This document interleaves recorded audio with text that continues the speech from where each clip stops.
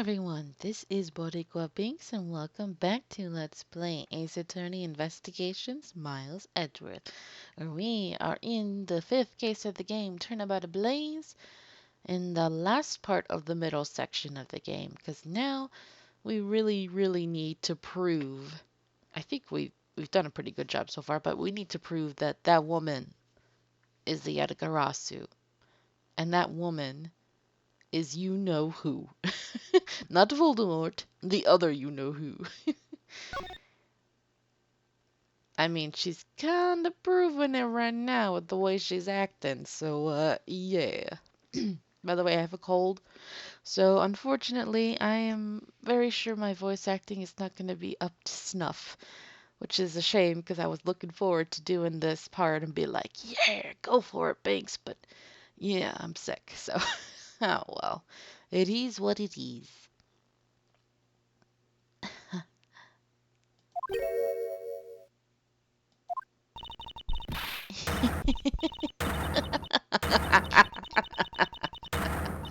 Okay, crazy face. Oh god. I really would have gone all out for her. Oh god, lady, stop. But oh my god, look how terrifying. She looks like a monster. Ooh. It looks like you've seen right through me yet again.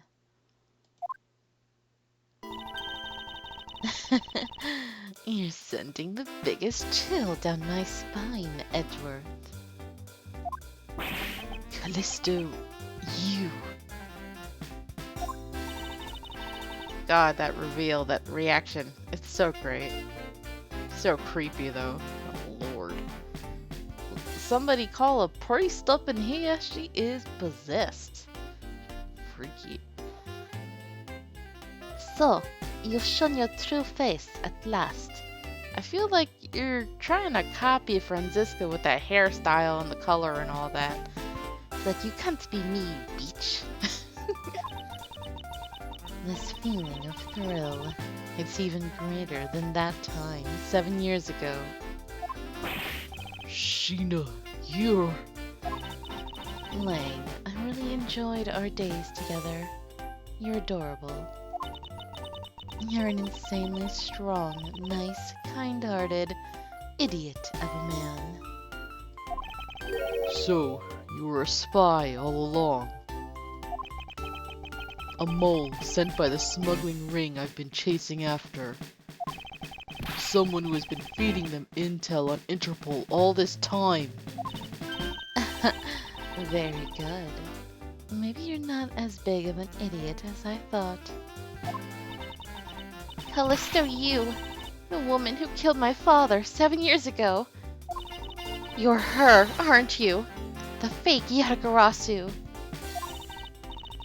That's right, Calisto Yew. That's just one of my many names. But even that is just a facade. Good evening, ladies and gentlemen. I am the great thief Yatagarasu. Oh, she's so extra. She's so dramatic. I love her.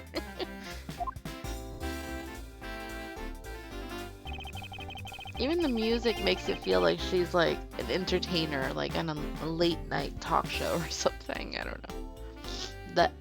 The extraordinaire comedian who thinks everything's a joke. Calisto Yew, this time you won't escape, for this is the end of the road for you. Now come along quietly.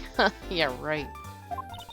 You know, you're the one who left the strongest impression on me, Kay Faraday. And had you not used the Yatagarasu's gadgets, I might have never known who you were.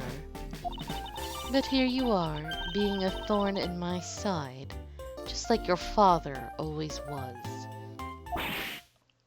Oof. Kay, don't. She wants to punch her so bad. Let her. Although, I don't know. I wouldn't want her to get in trouble. And plus, that lady could be really dangerous, so. Oh, man. I would love to see Kay beat her up, though. You! I'll never forgive you for what you did to my father. are just like him. Mr. Faraday, too, possessed such laughable honesty. Oh, she did go to her. No, Kay, no. Edgeworth said no. I don't blame you, you're angry. Kay! Darn it, Kay, I just told you not to go over there. Ah, crap. Ah! You let Kay go right now, pal! You despicable. Let go of me, you filthy... Ugh. Second time she's had her in this position, right? I mean, the gun is new, but yeah. You think I'm a fake, don't you? Well, unfortunately for you, I'm the real Yatagarasu. I like how the only one really outwardly reacting is Edgeworth. I guess because they didn't make sprites for the other ones in like a shocked position. I don't know. I could have sworn Gumshoe had one. But like everybody else is just standing there all cool, especially Leg. He's just like, whatever. But that's impossible. My father was the one who created the little thief. Hey, Edgeworth. The Yatagarasu has 3 legs. Do you know why that is? Why it has 3 legs? There are 3 main reasons why the Yatagarasu will always be one step ahead. First, the Yatagarasu always knows the exact location of the target object. Second, the Yatagarasu always knows exactly how to disarm the security system.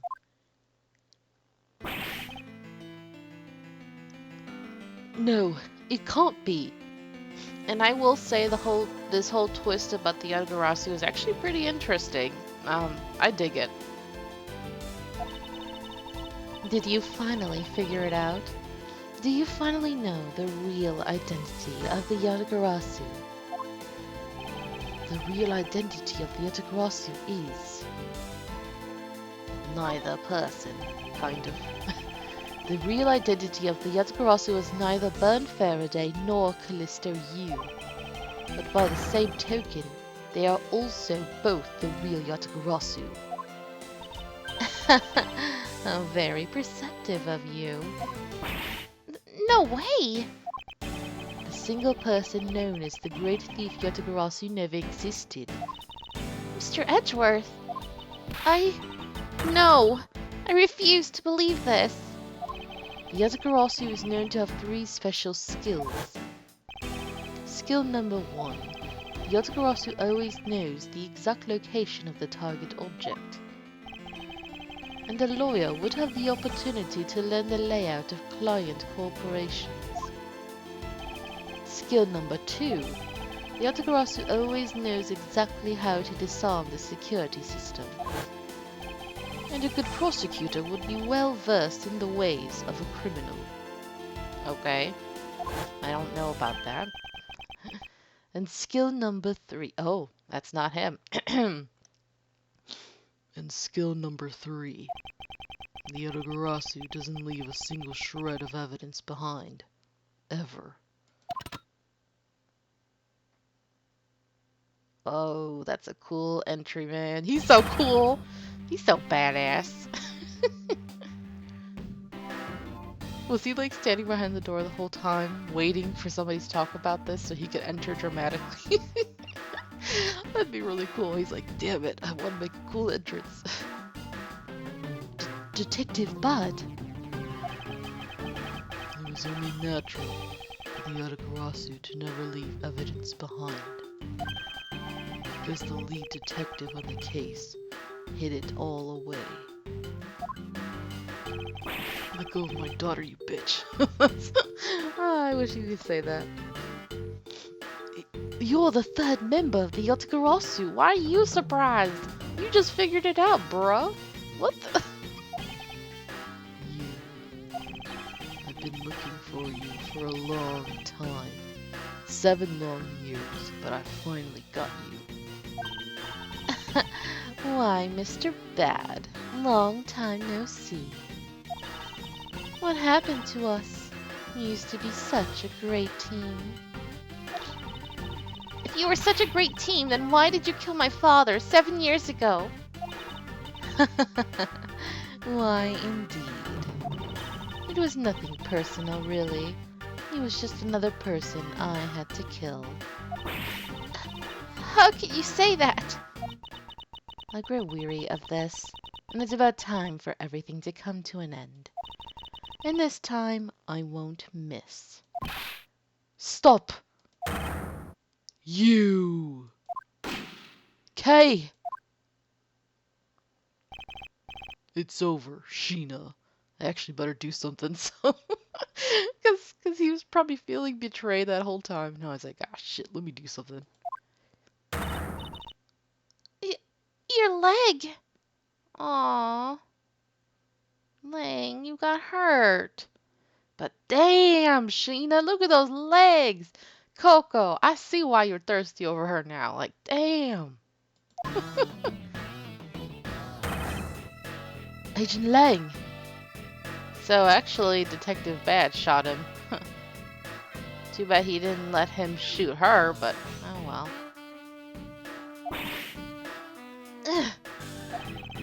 You idiot. What were you thinking, jumping in front of my gun like that? What are you risking your life for? I'm sorry, Detective Bad, but no matter what sort of past she may have had, or even if she is a spy, it doesn't change the fact that she is my subordinate. And as long as she is, I can't allow any harm to come to her, not even from you. Bruh, that's like a little above and beyond the duty for me. You really are an idiot, you know that? And this is why I still kinda ship them, unfortunately. Huh, that's fine with me. You should know by now that this is just how I am. Hey sis. Yes?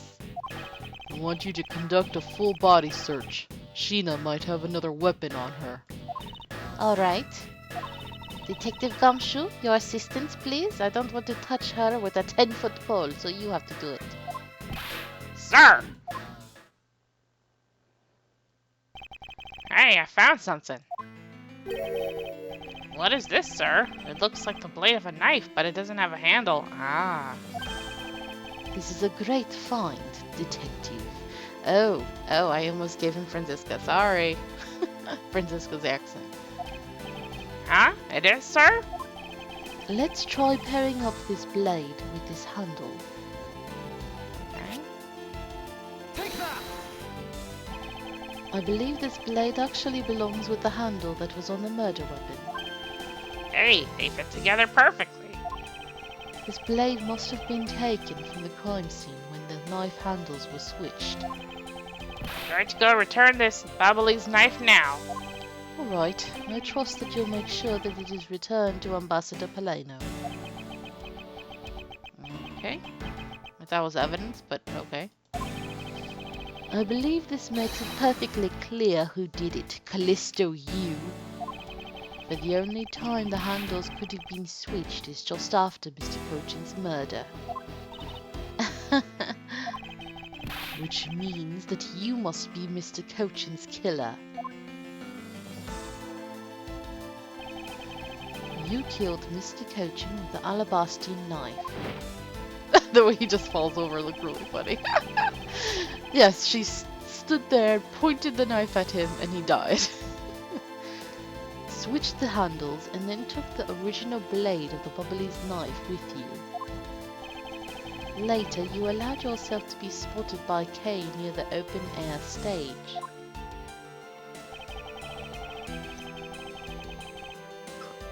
You used the fireplace to lose her, and then you went back to accuse her of the murder. Does that about sum it up? You craft an engaging tale, Edgeworth, but there are two problems with it. Problems? In what respect? Why do you think my real reason was in allowing her to chase after me?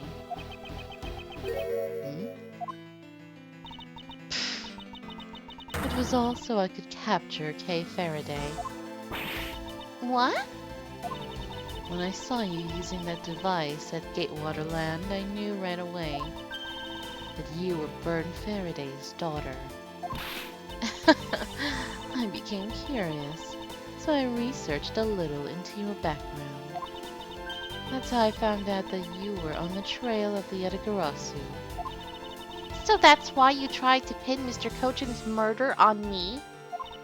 Yes, I knew you would show up at this embassy tonight.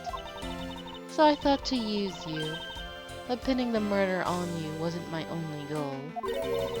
You had another? Yes. Once I had you under arrest, I'd planned to search you and take back the device that rightfully belongs to me, the true Yatagarasu.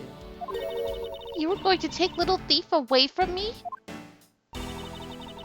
7 years ago, it was thanks to that device that Faraday was able to infiltrate this place. But he stole more than he should have. I had a tough time recovering that precious key. Then the person who stole the Yatagarasu's key was Mr. Faraday. You. That incident 7 years ago. What was the catalyst behind it? In the eyes of the smuggling ring, the Yatagarasu was becoming a bit of a problem. It wasn't an especially pleasant assignment. Oh. I wonder if she actually felt regret or anything. Then why? Why did you become a member of the Yatagarasu? Why? There is no why. I was destined to betray everyone from the very beginning. From the beginning? What is that supposed to mean? The person I take orders from hasn't changed, even now, to this day. Does this mean that the leader of the smuggling ring wasn't Mr. Cochin? Then the real ringleader is still out there pulling the strings. Are you done asking what you need to know? Because my leg really hurts. Because if so, we should probably get going before I bleed out. And you're going to tell me everything you did tonight. Do you understand, Shih-na? I guess I should tell you then that I was the one who set the Babalese embassy on fire. And why did you do that? I suppose it was to destroy all evidence of the counterfeit bills. That was what the smuggling ring was trying to do? But then why start 2 fires? Sorry, but I can't tell you anything about the ring. It's your job to complete your investigation, after all. I've had my fun. Now it's your turn to enjoy the ride. Wait! Miss Shih-na. Don't get closer. Yes. When I fell to the floor earlier, these fell at my feet. What about them? They're such pretty hair sticks that I thought, well, that I should return them to you. Those are potential weapons. Don't give them to her, Kay. You can have them. They're of no use to me anymore. If you don't want them, you can always just throw them away. No, I want to keep them. Suits yourself. Oh, that's right. I almost forgot, Edgeworth. About the second problem I had with your story. I didn't kill anyone tonight. Oh? What? I'm not saying that as a sore loser. Think of it as a hint, if you will. Mr. Prosecutor, can I go now? I'm in pain. Yes, Agent Lang. Mark my words, I'm not done here, and I'll be back. And it's got nothing to do with duty or anything, because this has become my personal case. I may have been shot, and I'm bleeding out to death right now. But I'll show you just how dangerous a wounded wolf can be. His anger appears to have negated the sensation of pain in his injured leg.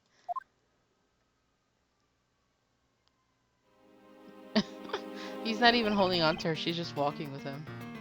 And maybe once they got out the door, he's like, let me hold on to you. I'm in pain. It's finally over, Kay. I feel like I've peered into her heart a little, you know? And it's so cold and dark and incredibly lonely. The person who was giving her all these commands, the one who thought my father was a problem to be removed. That person is the real ringleader. Oh god, I can't talk. Behind the smuggling ring. Mr. Edgeworth, I have a favor to ask. Can you hold on to these hair sticks for me? I don't have pockets, apparently. They're really pretty, just like the ones that they were selling for the Gem and Ninja show. But until this case is over, I don't think I can look at them without being overcome. I understand. I'll take good care of them for you. There's a bit of soil stuck on the ends of these sticks. Sure you still want them, Kay? Okay. Evidence, eh? Oh, I guess it's that time already, huh? Time to end the episode. Not yet, you fool. Excuse me. I was gonna say, not yet, you fool, and then I burped. Oops.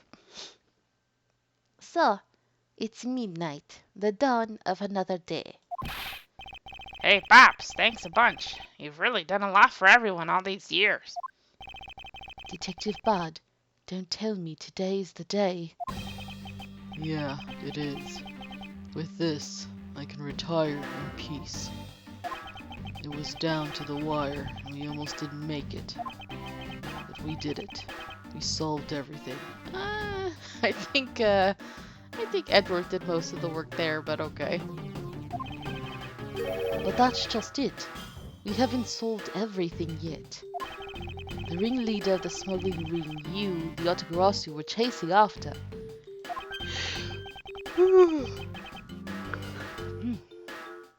The legend of that Yatagarasu is now over. Mr. Edgeworth, that bit of logic earlier, it was brilliant. Okay, say thank you, Edgeworth. I feel like I can leave it all in your hands. I'm counting on you. Is it really true, Uncle Bad? Were you also a part of the Yatagarasu? As I said to you earlier, Kay, I'm truly sorry. I wanted nothing but a peaceful life for you. Uncle Bad? Hey, don't take it so seriously. It's all just one big joke, right? Unfortunately, it isn't. Oh, come on, sir. She's just yanking on my chain, isn't she, Mr. Edgeworth? Detective Bud, wait, no, you are no longer a detective. Mr. Bud, I'd like to ask you about the Yatagarasu. Not you too, Mr. Edgeworth. But my dad, no! Mr. Edgeworth, here, I should give these back to you. Oh? These are pages from my KG8 case files that the Yatagarasu stole from my office. Huh? Wait, what? Yes, this goes back to the beginning of the game. Mr. Edgeworth, I must apologize for last night. God, that felt like ages ago. It was you. So the Yatagarasu who stole into my room was you, was it? Wait, then that means... What? Tell me it's not true. That's too insane for me to believe, sir. It's true, even if it's not something you want to hear. The KG8 incident, it was a very emotionally trying case. We stood in that courtroom, Faraday as the prosecutor, and I as the lead detective.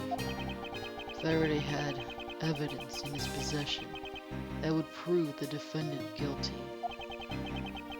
However, because it was stolen, the defendant was found innocent. You was the elder sister, quotation marks, really, of the victim in the case. When the defendant was pronounced not guilty, she let out a great wail. See, I don't know, man. According to her, it sounds like she was sent by the ring. So she was already acting in the role at that moment, but I don't know. It's weird. That's when we realized that there was a limit to what the law could do. The only way to bring someone like that to justice was to do so outside of the courts. That's what we thought at the time. It's a pretty cool image though, the three of them. That's how we formed the Yatagarasu. And vowed to bring to light any dirty dealings companies had with the ring, including companies that dealt with the Amano Group. Mr. Amano's conglomerate. We called ourselves the Yatagarasu and flexed our collective muscle. We exposed all sorts of shady dealings as a warning to the business world as a whole.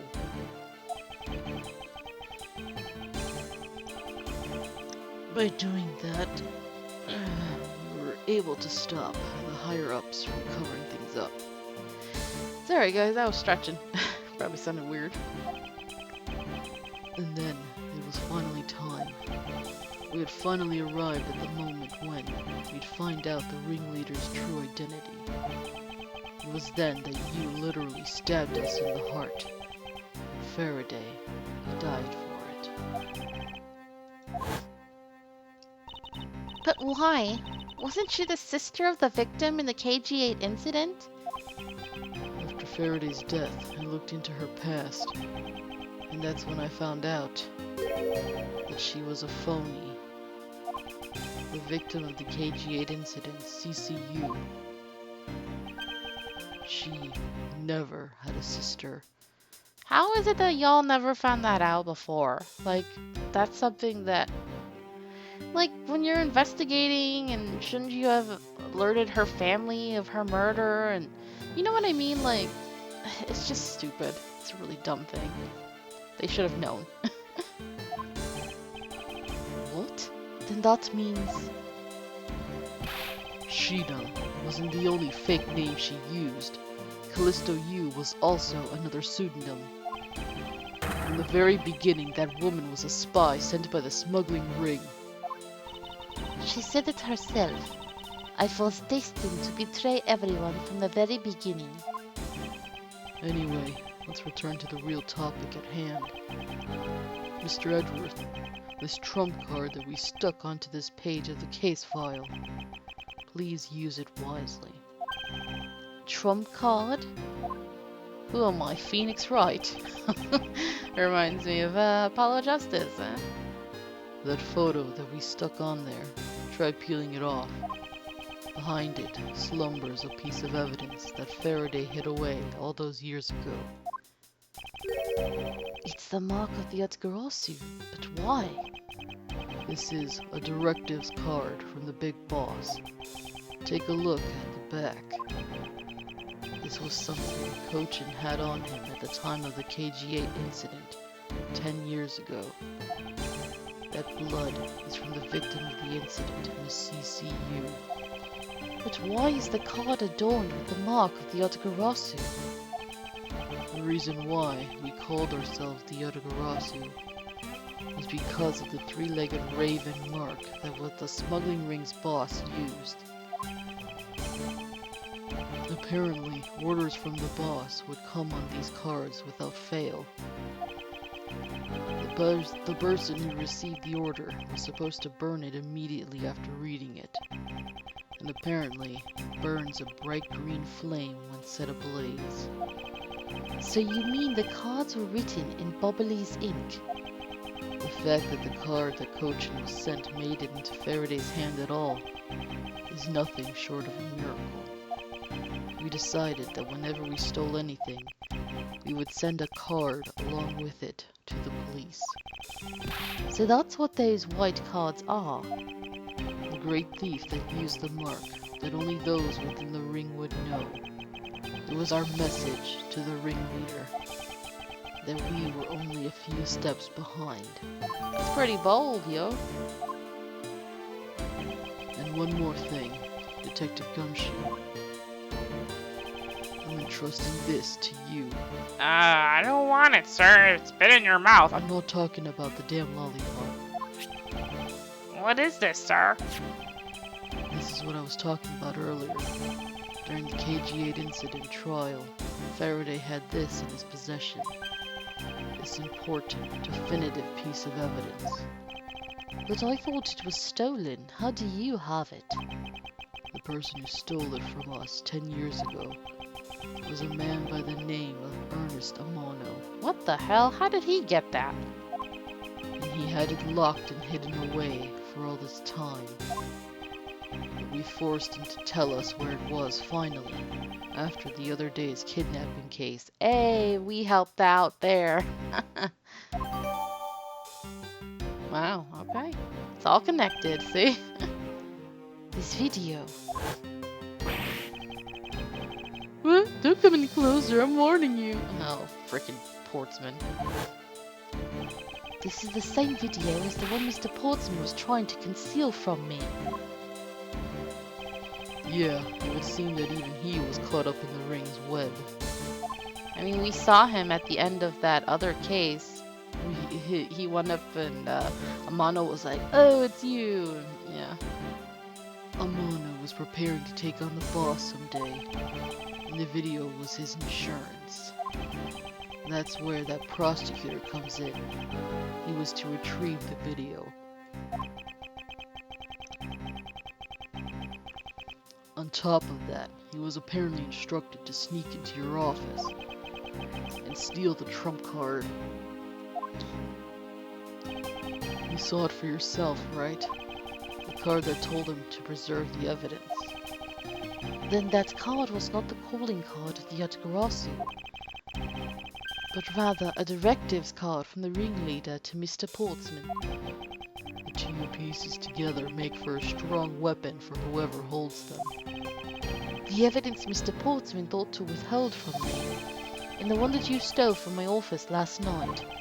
Both pieces are illegal, and for me to use either one is...